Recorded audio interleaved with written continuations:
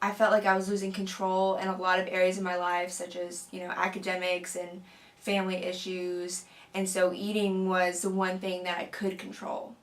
I finally accepted it when my mom had to make a call to a psychiatric doctor's office, and they asked her what the condition was, and she said anorexia, and I thought, okay, I actually have this. So the first time you actually eat a normal sized meal, it feels like you've eaten the world, and for someone who's mentally ill with anorexia, that is the most terrifying, sickening feeling, because anorexia really is the legitimate fear of food. My humble opinion, I think that I've found in the South there's tremendous pressure for women especially to adhere to these societal norms of attractiveness and thinness. And it's not to say that it doesn't happen in other places around the country, it certainly does. But I think here especially, young girls are socialized in a way that teaches them they must be pretty. And I'm not knocking hair bows, but you must wear a hair bow, you must be feminine, you must do this, you must do that, and it's just the expectation. And if you deviate from that norm, that's when you face a lot of pressure. If you're in a sorority or not, you're going to be surrounded by people that you want to look like.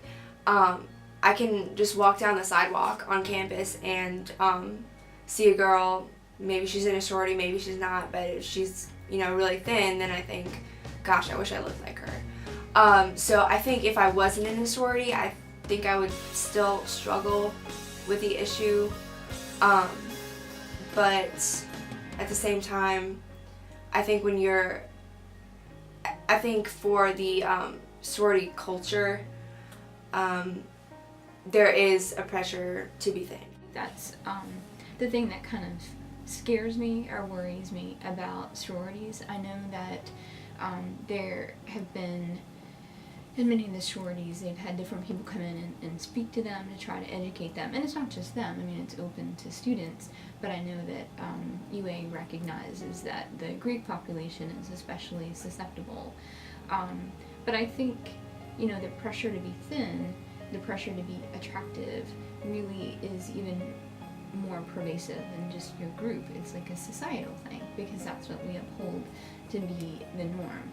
And if you deviate from that norm, then you're perceived as unacceptable. I still struggle with body image, like I said, comparing myself to other women, and then comparing myself to how I used to be. Like if I try on a shirt that I used to wear back in high school and it's really tight, it's a really uncomfortable feeling for me, and so it's kind of strange, but I compare myself to me or how I used to be.